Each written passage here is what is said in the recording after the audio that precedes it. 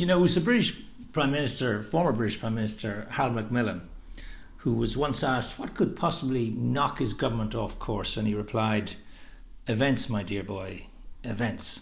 Well, that's what has happened to us over the last few months, the extraordinary events that we've all gone through. And as a result, companies are now trying to reconfigure their staff levels, and individuals have to kind of reconsider what they do, the sort of job that they're going to have or look for. The last TNI Thoughts that we had about a week ago, we talked about the concept of Me Inc.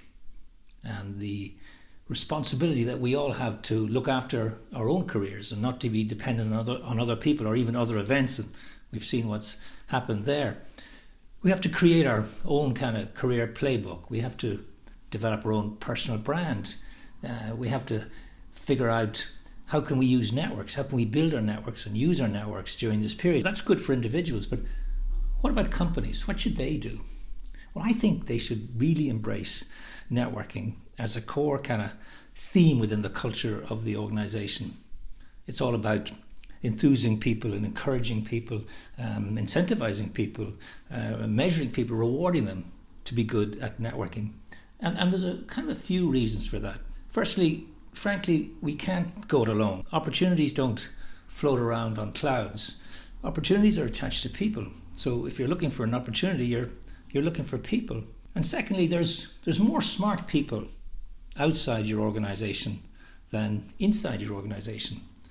So by networking, you get access to these sorts of people. Because, we live in a world where it's not what you know, it's not even who you know, but who knows you. So what then would be 5 things that companies could do to engender, to create the enabling conditions for networking to be really effective? I think they have to buy into the concept of network intelligence, encourage people to build their social capital. Social capital are the resources available to people in their personal and business networks. Goes along with financial capital, which is what they own, and human capital, which of course is what they know. I think companies should make this a KPI, a key performance indicator.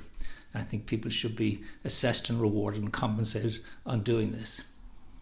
Companies have to create enabling conditions to encourage this to happen, to allow people to go out and spend time with others, to come back and report on it. We're going to have a whole situation of what we call boomerang employees, people who used to work for your company, but they've now left the company, but they may come back in the future.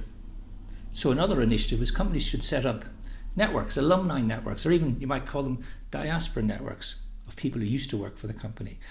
It's a very common practice now for people to return to companies that they spend time with. Companies should also hire and wire. In other words, they should hire well-connected people and wire into their network. All these things are important, and if companies implement these changes, it's a way in which they will empower their employees. It'll be of benefit to their employees for sure, but it'll certainly be a benefit to the company.